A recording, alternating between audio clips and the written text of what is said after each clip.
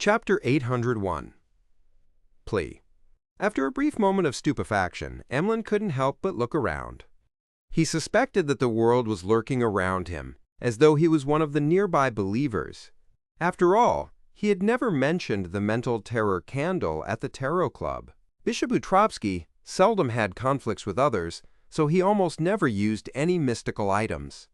If it wasn't because Emlyn had been planted with a psychological cue to frequently head to the Harvest Church and receive the heads-up from Sherlock Moriarty, he wouldn't have asked the bishop and learned of the existence of the mental terror candle.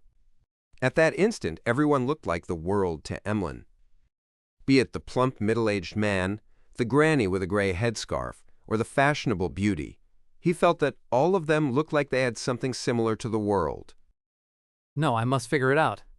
He's actually so aware of my surroundings. I haven't mentioned certain things even while in front of Mr. Fool. Emlyn was left in utter shock as he stood up and walked to the clergyman's break room at the back. In a quiet and empty environment, he replied, Honorable Mr. Fool, I wish to directly communicate with the world. In less than 10 seconds, Emlyn saw a dark red glow surge forward like a tidal wave and devour him. Then, he found himself back above the gray fog. He was inside the majestic palace and was seated at his seat, and at the other end of the mottled table was the blurry figure of the world who was waiting for him. Compared to before, Emlyn had changed tremendously. He wasn't in a rush to speak to the world, and he instead bowed to Mr. Fool, who was leisurely watching at the other end of the table, before looking at his target. How did you know that I can get the mental terror candle? Under Klein's control, the world said with a hoarse laugh. We might have met before. He didn't speak further and only mentioned the key point. As for whether Emlyn could figure out the situation, that wasn't his problem. Of course, Klein believed that Emlyn lacked the ability to connect the world to Sherlock Moriarty, since he lacked the necessary clues. Emlyn frowned bit by bit as he had a few targets of suspicion, but he wasn't able to determine who was the world. Believe me, I have no ill intentions towards the members of the Tarot Club. The world added when he saw Emlyn in a state of prolonged silence. There will be a day when I'll find you. Emlyn silently muttered to himself as he asked, What are you going to do with the mental terror candle? I need to have a substantial reason to borrow such a mystical item. Klein controlled his urge to rub his temples as he made the world turn solemn and say, To treat my psychological problems. Treat. Psychological problems. Emlyn couldn't help but shrink his body back before straightening it again. Looking back at the world, his eyes clearly indicated that the world really was a dangerous lunatic. The mental terror candle does have such effects. Emlyn thought for a moment and said, I can only borrow it for half a day. There wouldn't be any problems, right? Klein held back the horror and pleas that were running through his mind as he controlled the world to answer. No problem. If the mental terror candle was effective, Klein could finish the problem in 15 minutes. If it wasn't of any use, it would be the same even if he possessed it for days or months. Therefore, the rental duration wasn't critical. He didn't mind such restrictions at all. Wamerum. Emlyn did a count and said, The rental fee will cost £300, as well as 5 pages of Beyonder Powers and Leymano's Travels. He decided to outsource half of the debt he had. 5 pages. How many pages did this fellow use? As Klein lampooned, he made the world reply, That wouldn't be an issue. After closing the deal, Emlyn immediately returned to the real world and walked into the Harvest Church's break room for the clergyman. Casting his gaze to the side of the altar and waiting for Bishop Utrovsky to finish talking to the believers, Emlyn suddenly fell into a dilemma. Although he sounded confident in front of the world, he had never tried borrowing similar items from the bishop. He had no idea what kind of attitude the bishop would have. As his gaze darted around, Emlyn subconsciously surveyed the tiny prayer hall. I've helped Father rescue many commoners who were infected by the plague, and have been teaching those who wish to learn about herbs. I've made the faith of Earth Mother spread quite significantly in this borough. What's wrong with borrowing the mental terror candle for half a day? Emlyn raised his chin and walked to Bishop Wutrawski, who he needed to look up at, and cleared his throat. I have a friend that has a psychological problem. I wish to borrow the mental terror candle. He didn't directly mention his contributions, because his pride didn't permit him to do so. Wutrawski looked down at the priest-robed Emlyn and smiled warmly. Okay. That's it? Emlyn was stunned, finding it unbelievable that the bishop would agree so easily. He didn't immediately accept it, as he couldn't help but ask, Aren't you afraid that I'll lose the candle? Wutrawski replied with a smile. Everyone and every item has its end. They will all return to the earth, buried deep within the soil and sprout, grow and bloom, one incarnation after another. That is the fate of all entities. If the mental terror candle is lost, it just means that my connection with it has come to an end. I will need to patiently await the arrangements that fate and Mother have for me. Whether the mental terror candle is lost depends on fate, but whether I end up being killed by you is also fate. Emlyn lampooned without asking further. He received the strange candle from the half-giant bishop. Following that, he used the excuse of needing to treat his friend to leave the Harvest Church. He randomly found an inn and set up the sacrificial ritual. Above the gray fog, Klein once again received the mental terror candle. More than half of the mystical item was burnt, and its surface was covered with what looked like human skin. There were a few warts that protruded out. The candle's wick was very short and was entirely black in color. It was covered in thin, densely packed, scale-like patterns. Klein didn't delay, for he didn't wish to give his alternate personality a chance to grow. He wanted to resolve the problem completely while it was still weak. Otherwise, what awaited him was the irreversible fate of losing control. Furthermore, the mysterious space above the gray fog would completely screen the negative effects of the combat between the two personalities. Phew! Klein slowly exhaled as he extended his hand to summon the sea god's scepter. At that moment, he didn't do any divination because he couldn't be sure whom he referred to. The outcome would naturally be meaningless. Pah! Klein snapped his fingers and lit the mental terror candle. Above the pitch-black wick, a flame with light blue spirituality silently glowed, illuminating the palace that looked like a giant's residence. Unknowingly, the environment changed as a cupboard, desk, bunk bed, and gas meter appeared in Klein's eyes. The crimson moonlight shone in from outside the windows, covering every item with a crimson veil layer. This was the apartment where the Morettis had lived in. This was the place where Klein Moretti had shot himself to death. At that moment, a figure was sitting at the bottom bunk, looking at the sea god scepter-wielding Klein with a warped expression. He had traits like black hair, brown eyes, thin-built, average-looking features, a rather deep outline, and a scholarly air to him. He was another Klein. This Klein revealed a furious expression as he said, You occupied my body, and now you wish for my soul to be obliterated? I should be Klein Moretti, you despicable, shameless transmigrator. You parasite. He appeared to have just grown in strength, and he wasn't able to use the objects in the external world. Klein didn't reply as he walked over with a heavy expression. The expression of Klein slowly changed as fear occupied his eyes. His body scrunched up as he pleaded with a slight tremble. Let me go. Let me go. You snatched my brother, my sister, and my life from me. Isn't that enough? Z's enough. I'll remain quietly in your body, helping you analyze problems and giving you suggestions. I'll definitely not wrestle control with you over the body. Let me go. Let me go. Klein remained silent as he raised his sea god's scepter-wielding right hand. The Klein was already awash with tears as he yelled angrily and fearfully. I only wanted to remind you. If I wasn't trying to remind you, why would I have exposed myself? Let me go. Let me go. I have no ill intentions. Klein silently looked at him and made the blue gems on the tip of the sea god scepter light up one after another. Lightning bolts instantly appeared as they twisted and entangled Klein like a storm. Amidst shrill cries, the figure rapidly dissipated as a bolt of lightning wiped all traces of it. As expected of myself, to know the soft spots in my heart and which are the most effective ways to plea, However, I've already come to know who I am. I'm Zhou Mingrui, who has fused with Klein's memories and emotions.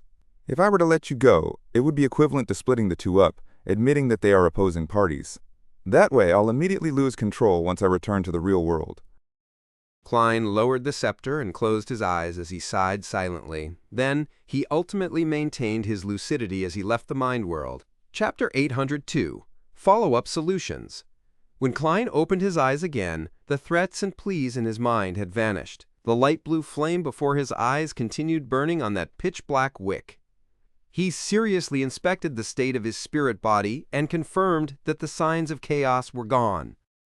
His aura's colors had turned pure and were no longer spotted. It's finally resolved. Klein heaved a sigh of relief and lowered the sea god scepter. With a snap of his fingers, he extinguished the mental terror candle. He didn't immediately return to the real world. He sat quietly above the gray fog as he used the silent palace to calm the remnant negative emotions that his inner heart couldn't vent. After this matter, Klein gained a deeper understanding that the path of a Beyonder was a path that constantly fought with madness. All Beyonders would be pushed to the brink of losing control, or they would have psychological problems if they weren't careful due to internal reasons or external stimuli. And once the symptoms appeared, not resolving them in time might leave them in a situation that would be abnormally difficult to resolve.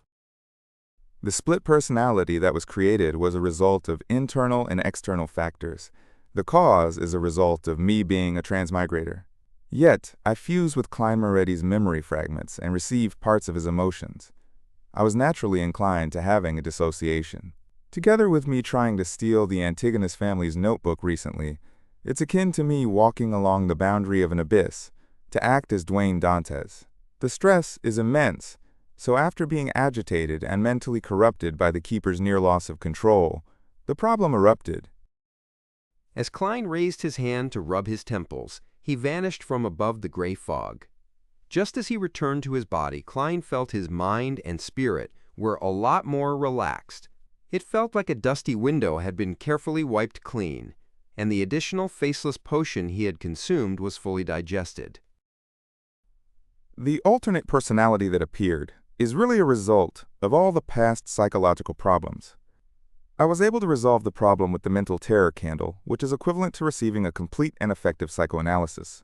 I wouldn't have any latent risks in this aspect in the short term. However, I need to be constantly taking notes and frequently regulating myself. I mustn't be careless. Klein walked out of the washroom, came to the balcony, and looked at the distant mountains and nearby vegetation. He was in quite good condition. He could clearly sense that his self-recognition and self-acknowledgement had deepened. The constant sense of disidentification had greatly weakened as a result. I never expected my victory over my split personality would bring such benefits. If it wasn't because the generation of another split personality would result in one that's stronger and harder to deal with, I would have wished to split a few personalities, killing myself several times. Klein shook his head with a scoff as he gave a self-deprecating laugh. To be frank, just one instance of a split personality was rather dangerous and unresolvable for anyone else. Since he was aware of where to acquire the mental terror candle, the essence of the problem, and his experience in resolving it in the past, he was able to eliminate the latent risks and not allow his split personality to strengthen itself.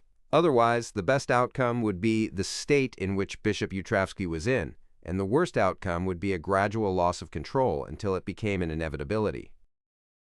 Furthermore, I still have a psychiatrist as backup. Klein chuckled as he strolled back to his room and sat in a reclining chair. He recalled what he had encountered during the day, and from there, he obtained the points that he needed to take note of in the future. If a mid-sequence Beyonder of the sleepless pathway loses control, they will be able to directly cause mental corruption by pulling others into a dream. I need to be wary of that in the future. Before becoming a high-sequence Beyonder, the rampagers of most pathways aren't capable of doing this. Often, they will mutate into monsters and use the corresponding Beyonder powers to control or attack their targets. It's difficult for them to transmit their corruption. Apart from the mid-sequence beyonders from the sleepless pathway, the spectator pathway should be capable of doing so as well. When faced with similar enemies, not rushing to wipe them out would really result in a situation where you have no way of defending yourself. Also, although I'm aware of the keepers, conditions and have figured out their relationship with the core seal, the corresponding problems have arisen. If I were to disguise myself and infiltrate inside, how should I create the performance of being eroded by the core seal and not have my disguise be seen through? Klein carefully contemplated for a moment and was completely out of ideas. All he could do was stand up, walk to his desk, and draw a picture comprising of symbols that implied concealment and mystery prying. Mac. He was summoning erodes. The full-body mirror in the master bedroom suddenly undulated with invisible waves as silver light appeared, forming Loanese text. Exalted Great Master, your loyal and humble servant, Erodes, is constantly at your service. My actions from before had caused a certain damage to your image. I'm very appalled and ashamed. Will you accept my apology? You actually know to admit your faults, Klein scoffed and said. Don't make the same mistake again in the future. All right. The full-body mirror presented new words. How may I be of service? Klein deliberated and said, There's something. The keepers of the Church of Evernight are contaminated by the core seal's power behind Channy's gate. They are in different conditions from the typical Beyonder. Is there any way to perfect a disguise? The silver words changed and outlined new text. Great Master, there's only one method, to sacrifice your marionette and allow it to receive the contamination of the core seal. It will gradually change and become identical to the keepers. Then you can hold it in your body to fool the core seal. That actually works. It's an idea. However, a marionette that's made from a Sequence 5 wraith can't be bought with money. I really need to pay an extremely high price to obtain the high sequence potion formulas and ingredients. Klein thought and said, Then, how do I get the marionette to receive the core seal's contamination?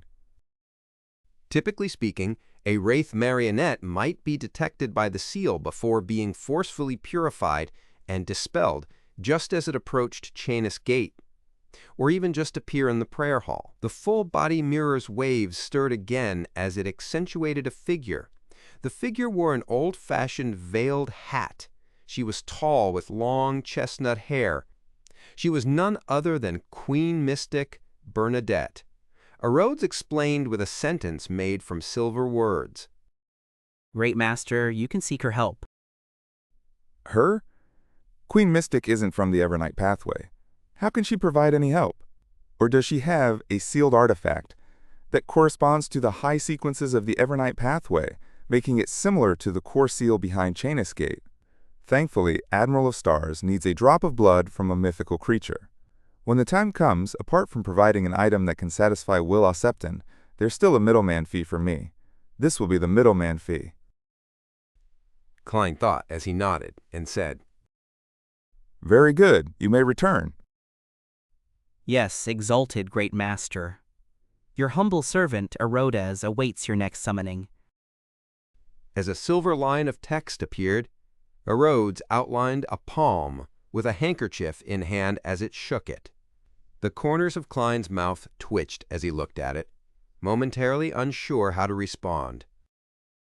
Westboro, within the Odora family's villa, Emlyn White wore a faint smile as he randomly found a single-seater to sit in the activity room. Diagonally across him, another sanguine baron, Russ Bathory, was holding a wine cup filled with blood. He was observing him with narrowed eyes, without concealing his disgust and hatred. Russ Bathory had not only been injured during the hunt for the first primordial moon believer, but he also had Emlyn steal away his spoils of war. Such an act from you will only please me. Emlyn chuckled inwardly as he turned his head to look at Cosmiodora, who had just entered. He waited for the Baron to declare the results and reward him.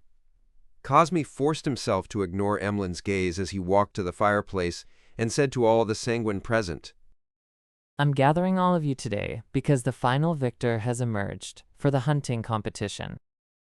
Who is it? The Sanguines looked around as they exchanged looks, guessing at who could have clinched victory. Most of their gazes landed on Russ Bathory, with no one believing that it could be Emlyn White. Only Russ Bathory had a hunch as he looked in surprise at the darn fellow. Cosme secretly sighed and said, Emlyn White has already hunted 3 targets, automatically clinching victory. What? A young Sanguine blurted out in disbelief. The Sanguine was a race with fewer members than humans. In Backland, they were all part of a smaller community. Therefore, they weren't unfamiliar with each other. Everyone knew what kind of Sanguine Emlyn was. Chapter 803, Name Rectification. Amongst all the Sanguine present, even if Emlyn wasn't the oddest, he was definitely among the top 10. As a member of a race born with a long lifespan, having one or more hobbies to kill time was common. Emlyn wasn't the only one who liked dolls, but that wasn't the problem. Aside from purchasing new dolls and matching them with new clothes, or obtaining blood from hospitals to drink, he almost never left his home. Nor did he enjoy interacting with his fellow kinsmen. Unless he desired relatively fresh blood, needed to obtain some historical knowledge, or exchange for certain ingredients, he never participated in any of the corresponding gatherings. Such a lifestyle was nearly identical to the aging, high-ranking Sanguine, who had no choice but to lie in specially made coffins to barely maintain their existence. It looked nothing like that of a fellow who had recently matured. As a result, Emlyn became a topic of idle conversation at many Sanguine gatherings. In the years before, people only mentioned it in passing, jeering at him in private, just like the normal gossip about different freaks in Backland. When they heard that Emlyn walked into the Harvest Church because he got lost and ended up being captured and locked up underground by the Earth Mother's bishop, his reputation slid into the irreversible state of being the brunt of the jokes, as well as being a disgrace to the Sanguine. Yet this disgraceful fellow had hunted 3 consecutive primordial moon believers. Those were artificial vampires. Could it be that he had employed the help of the Church of Earth Mother's clergymen? Or did he hire some especially powerful bounty hunters? Thoughts flashed through the minds of the Sanguine as they speculated over how Emlyn had clinched victory. At this moment, Cosme coughed lightly and said, Emlyn has already found the corresponding characteristic legacy and become a baron. Baron. When the members of the Sanguine looked at Emlyn again, there weren't any looks of doubt and puzzlement. Instead, their eyes were filled with shock, astonishment, and surprise. For the first time in his life, Emlyn was being stared at by his kinsmen in such a manner.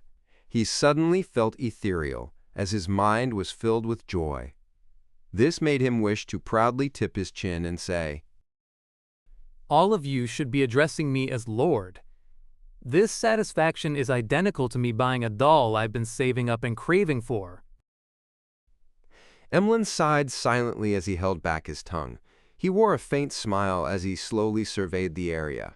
Then, while buttoning his coat, he got up and walked to Cosmiodora's side.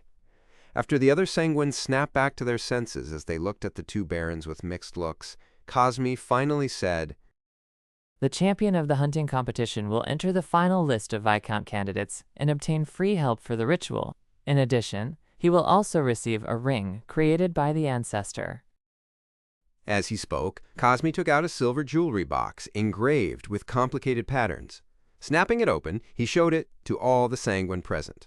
It was a translucent ring that seemed to be made of light red amber. It had a blood-red gem embedded in it. It was the size of a fingernail, and it emitted a faint glow.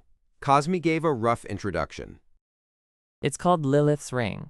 It allows the wearer to be even more charming and always be in the optimal state of being under the full moon. It can also make the surroundings be under the effect of a full moon. Hence, the corresponding Beyonder powers will be greatly enhanced. At the same time, it can also project a door that leads deep into the spirit world. Cosme paused and added, This door is the door of summoning. It can let creatures deep in the spirit world use it to arrive in the real world. However, it can only be used once in a fixed amount of time. When spirit world creatures pass through their door, it's equivalent to signing a corresponding contract with the wearer. They will serve the wearer for a specific amount of time, possibly around 5 minutes. If the service period needs to be maintained for even longer, the wearer needs to personally communicate with the spirit world creature to re-sign a contract that's of a longer duration.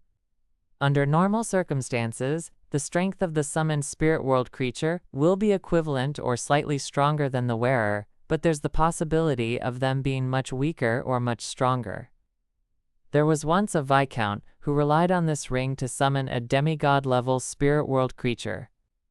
The stronger a spirit world creature's strength, the more they can resist the agreement in the door of summoning contract itself and harm the wearer. If you encounter such a situation, you must decisively dispel the projection and end the summoning. Its negative effects is bloodthirsting disease. You will need to drink at least 1 blood vial of human blood every hour to relieve it. Otherwise, your blood will boil and evaporate. In less than 15 minutes, it can cause the death of a baron. I'm not against that. I do yearn to drink blood more frequently, but the problem is that I'm unable to obtain that much blood. Emlyn held back his joy and agitation as he considered how he could resolve the negative effects. At this moment, Cosme turned to glance at him. The additional blood will be provided by the race. Then the problem turns into the modification of a bottle so as to carry around that much blood. Emlyn scanned the other sanguine, who wore looks of envy and jealousy, as he asked, If I don't wear it, will I get the bloodthirsting disease? No. Cosme firmly shook his head. Emlyn stared at Lilith's ring and asked again, If I were to wear it for 59 minutes and take it off, will I get the bloodthirsting disease? Cosme's facial muscles twitched as he said, When you wear the ring, you will be inflicted with the bloodthirsting disease. You have to drink 1 vial of human blood to have it subside for an hour. During this process, if you were to take it off and put it on again, the bloodthirsting disease will be activated again. Regardless of whether it's been an hour or not, you'll have to drink blood again. Do you understand what I'm saying? Of course, this isn't a complicated problem. Emlyn said with a teask. Cosme retracted his gaze and looked at the other sanguine. I'll be giving this ring to the champion of this hunting competition, Emlyn White. Congratulations, Emlyn. He turned and extended his right hand towards Emlyn to shake his hand. Then, he handed over the blood-colored Lilith's ring to Emlyn. Thank you. Emlyn smiled in a reserved manner. Cosme stopped looking at him as he said to the other sanguine, There are 2 targets left. They are your prey, and there will still be a reward for them. At 10-page M, above the gray fog, Klein received Leimano's travels, which Emlyn had sacrificed, and he learned of the usage of the so-called Lilith's ring. The other aspects aren't noteworthy, but the thing to pay attention to is the door of summoning, which leads deep into the spirit world.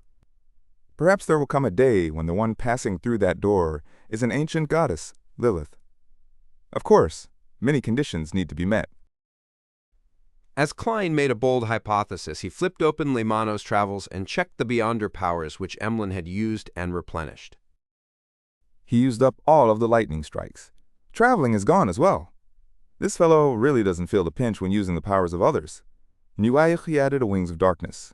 It can help the user receive an enhancement in speed and the ability of brief flight, as well as it transforming into a colony of illusory blood-sucking bats to attack the enemy. One is full moon. It can make a certain region appear to be in the state of a full moon. One's spirituality would be rejuvenated and the aspect of death would grow stronger. This is recorded from Lilith's ring. One is Claw of Corrosion.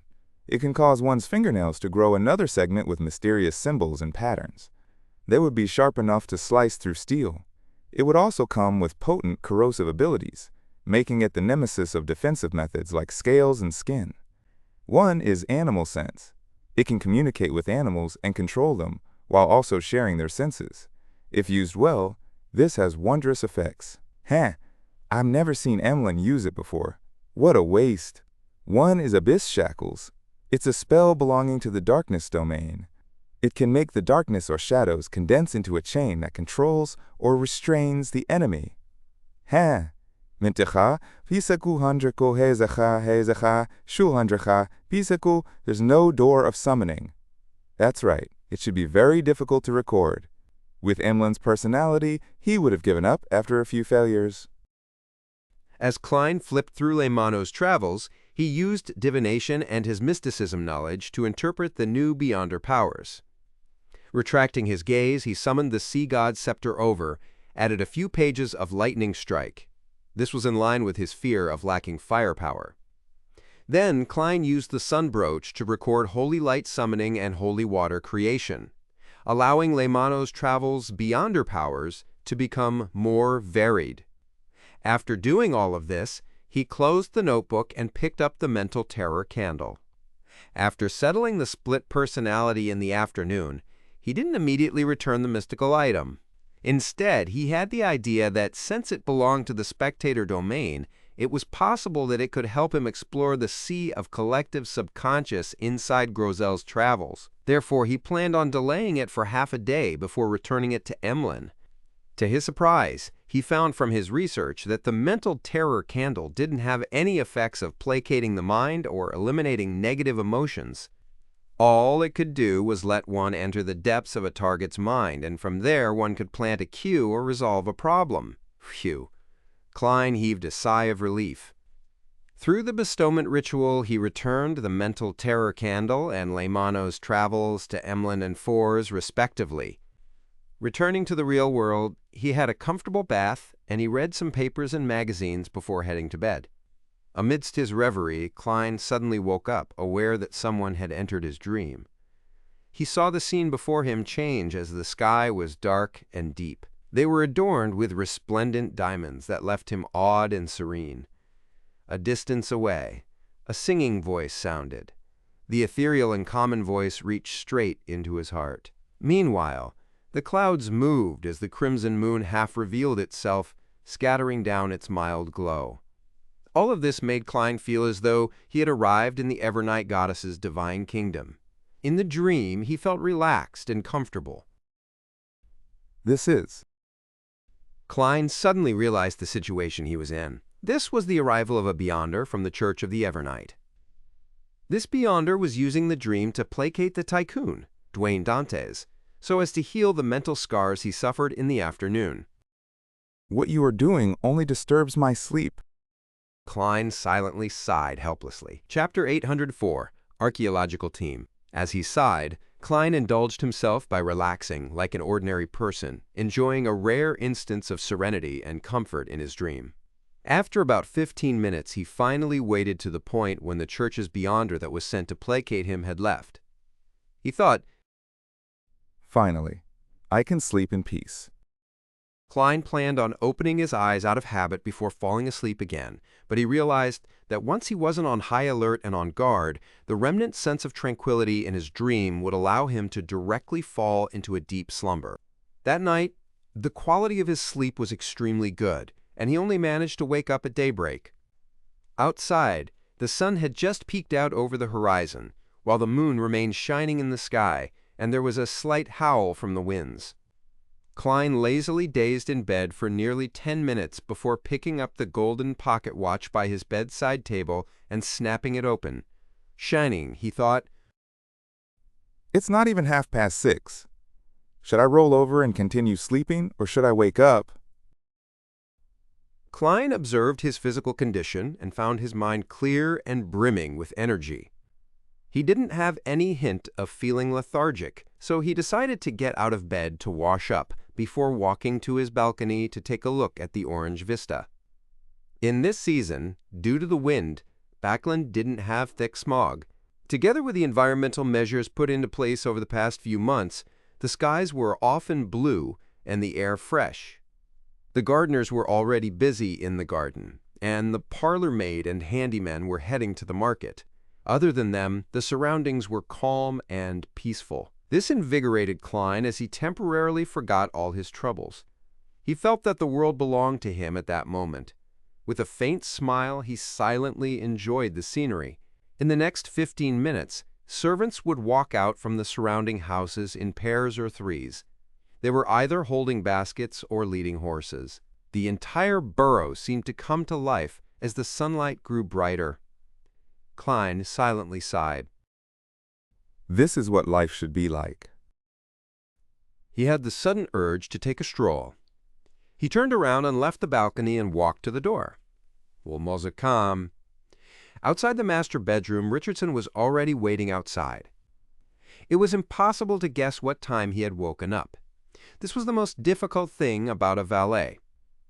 He needed to sleep later than his employer, but also wake up earlier than him.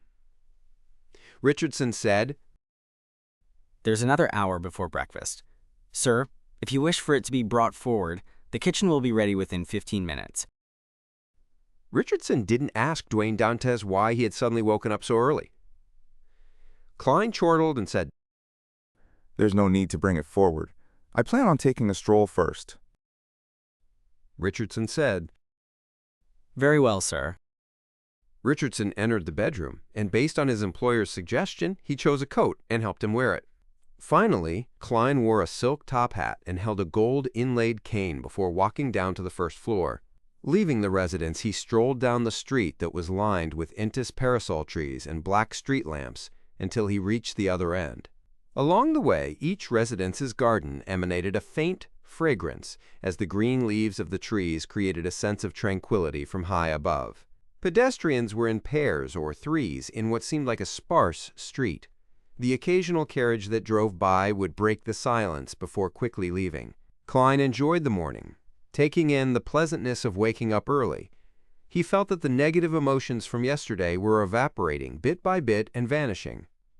Klein thought, The Yonders need to learn how to create conditions for themselves to regulate their moods.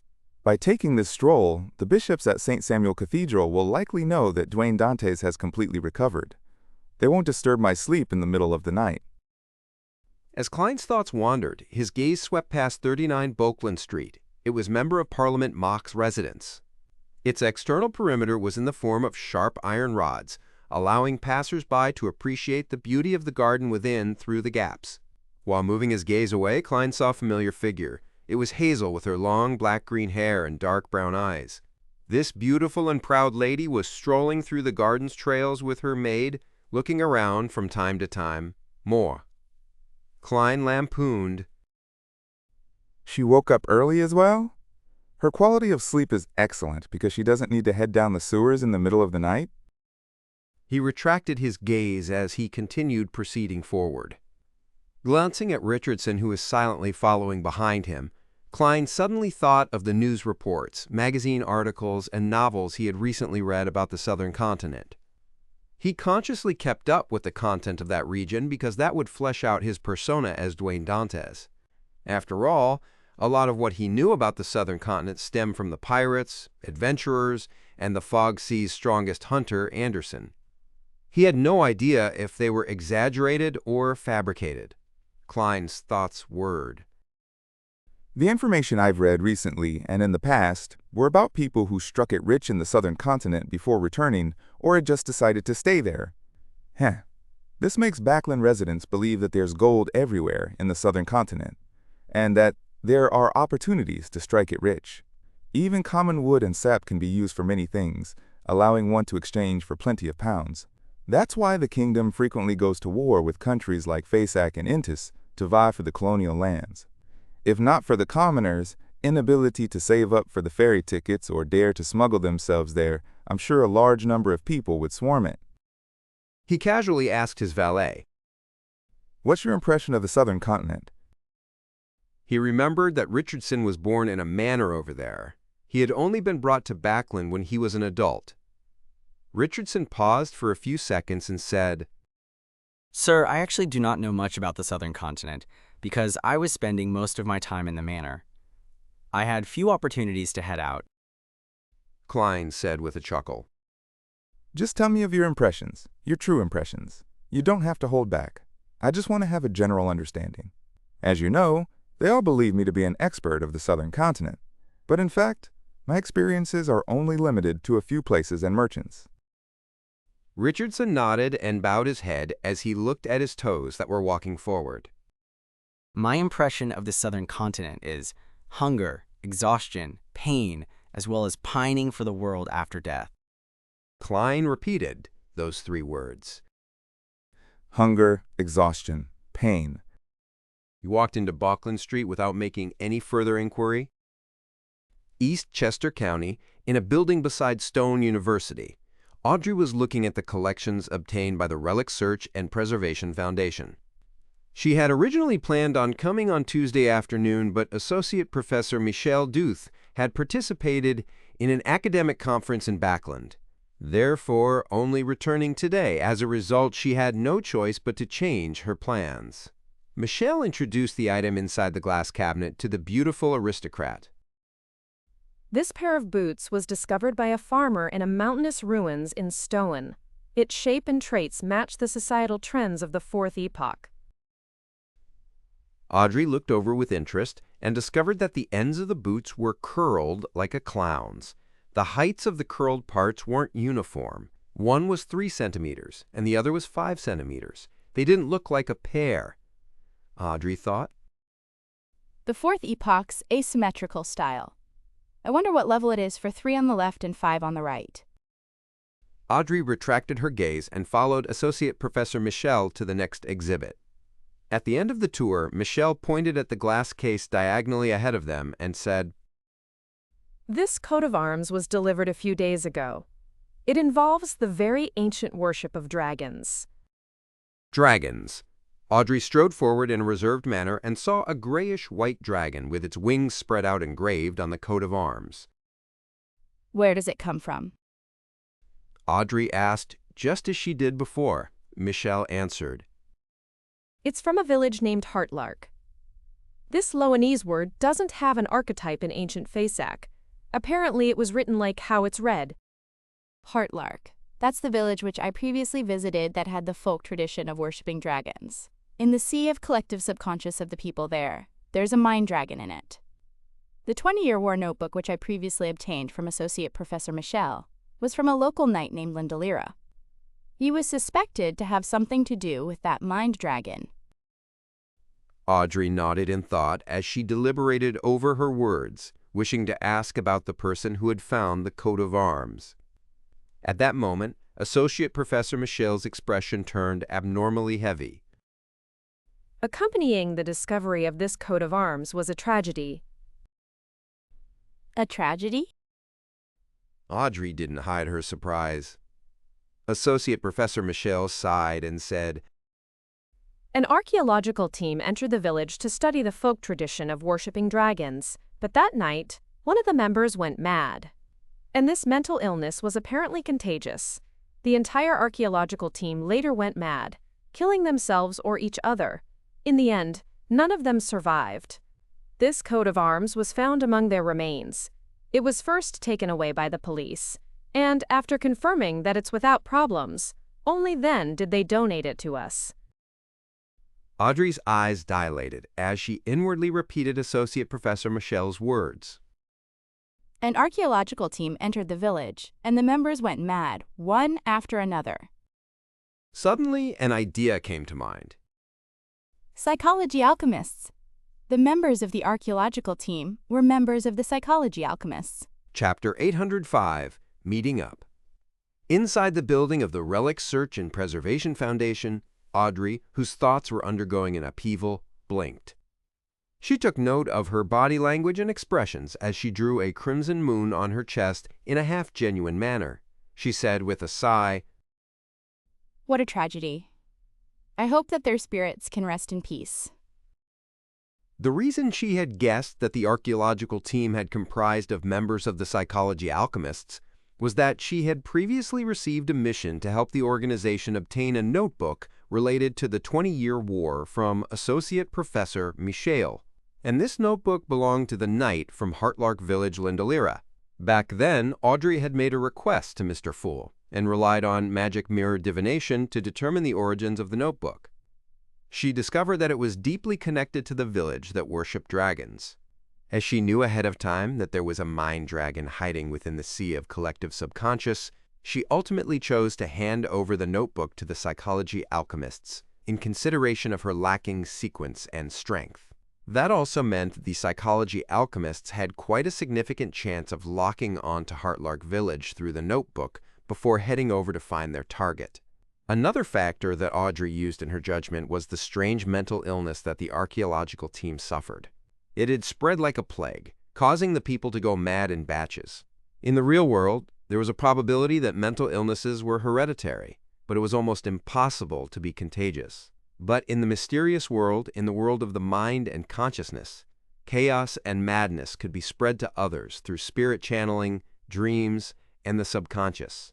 And hidden in Heartlark Village was a mind dragon that had lived for years. The psychology alchemists had found Heartlark Village through the notebook, and the threatened mind dragon used this ingenious method to spread mental corruption. He might have achieved this through the sea of collective subconscious. The Beyonder world sure is dangerous. This small team must have been formed by a selection of Beyonders, but they ended their lives in such a simple and ridiculous manner. As Audrey thought about it, she was glad that she had made a sufficiently rational decision. She hadn't willfully used the knight's notebook to explore Heartlark Village. Otherwise, there would probably have been an addition named to the list of members who went mad. Thanks to Mr. Fool. Thanks to the other members of the Tarot Club. Thanks to Kalangos, who previously infiltrated in disguise. They allowed me to still recognize the hidden dangers, despite my lack of actual experience in the domain of mysticism. It made me sufficiently cautious. Audrey silently thought in gratitude. At that moment, her recalling her performance when she first joined the Tarot Club had made her wish to bury her head in her pillows to roar at herself.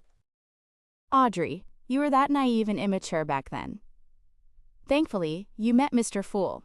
If it were any other secret existence, you would have long gone mad or turned into a monster. Mr. Fool is such a nice man. No, such a nice Orthodox god. By the side, Associate Professor Michel noticed that Audrey had been silent. He said with a heavy nod, Yes, it truly is a tragedy that strikes one with fear. I only wish that the government has already handled the matter and prevented the contagious mental illness from becoming a plague. Don't worry, unless that mind dragon loses control and plans to challenge the three churches, there won't be any more victims of that mental illness. Audrey replied silently. From her point of view, the official Beyonders had already taken on the case. After all, a contagious mental illness was definitely going to be under the purview of the official Beyonders. Therefore, the dragon coat of arms in the glass case must have been determined to be fine before being donated to the Foundation. The police department didn't have such authority. While Audrey felt pity for the archaeological team who were suspected to be psychology alchemists members, as though she had experienced the tragedy for herself, she was curious if the mind dragon remained in the vicinity of Heartlark Village. To hide in the sea of collective subconscious with one's actual body would probably make it difficult to be discovered. However, the three churches have a long history. In the Fourth Epoch, or even earlier, they must have had bouts with mind dragons, so perhaps they have the corresponding records about it. Besides, the psychology alchemist is in control of the spectator pathway and has the existence of high-sequence Beyonders. Their comprehension of the sea of collective subconscious can't be much weaker than the mind dragons. After suffering a terrible failure due to the lack of information, they will definitely send a very powerful team. Although that mind dragon was stronger than what the psychology alchemists expected, it probably wouldn't stay there to be discovered. It should have left. Audrey made an inference based on what she knew. She didn't have any thoughts of visiting Heartlark Village to figure out the truth, because she long knew that the present her lacked the strength to deal with the mind dragon. Her only intentions were to mention the matter at the next Tarot Club and see if the other members could provide any feedback or any valuable knowledge. For example, it might be that the mind dragon had entered the sea of collective subconscious because of the local worship of dragons, or it could be that the mind dragon's inhabitation of the sea of collective subconscious caused the villagers to dream of it, thus being subconsciously influenced and having the tradition of worshiping the dragon. On Friday afternoon, Klein received the invitation list for the ball tomorrow. He began to seriously memorize the topics he needed to discuss with different guests. When meeting Member of Parliament mocked, I need to make remarks about the recent good air in Backland and make a few jokes about the Lowen Kingdom Imperial Science Institute. As Klein memorized each line, he suddenly heard stacked illusory pleas. A man, Based on how long it's been, it's most likely Mr. Hanged Man. In thought, Klein put down the piece of paper in his hand and gulped down a mouthful of black tea before leaving the half-open room with the big balcony to head for the master bedroom's bathroom. He took 4 steps counterclockwise and went above the gray fog, and he discovered that it was indeed the Hanged Man. This man had requested the Honorable Fool to inform the world that he had arrived at the capital of the Rorstead Archipelago, City of Generosity, Byam. He could head for the primitive island in 2 days after he replenished his supplies. Capital Highs, Kamachlikladi or Shiva's Rapares. He wanted the world to begin preparations so that they could meet in time. He also indicated that if he lacked the means to head for the primitive, he could arrange for the world to secretly board the Blue Avenger. Board the Blue Avenger and bring a bunch of sailors from the Church of Storms to the vicinity of the primitive island? How long can the Sanguine's anesthetic gas you bought from Emlyn last? Will there be enough time to explore? Klein thought for a moment and conjured the world Gehrman Sparrow, making him pray devoutly. There's no need to go through that much trouble. You should have freedom of movement in Byam. Meet at the cemetery outside the city at midnight today. Before that, replenish your stores. Byam, in an inn. Alger frowned slightly after hearing the world Gehrman Sparrow's words. He did have freedom of movement in the City of Generosity. This was because the sailors were eager to head to places like the Red Theater. They were definitely not returning tonight, and after waking up in the day, it was almost certain that they would head to a casino to gamble to let themselves loose. It was to vent the repression and misery that resulted from drifting out at sea for extended periods of time. That also meant that even if Alger disappeared for a night and a day, no one would discover it. Is the world implying that we use this interval? That is indeed better than using the Sanguine's anesthetic gas. I've already used it twice, so who knows if someone is already suspicious about it and is waiting for his theory to be validated. But without a ship, how do we head for the primitive island? Oh, Limano's travels? Miss Magician did mention that it has the beyonder power of teleportation.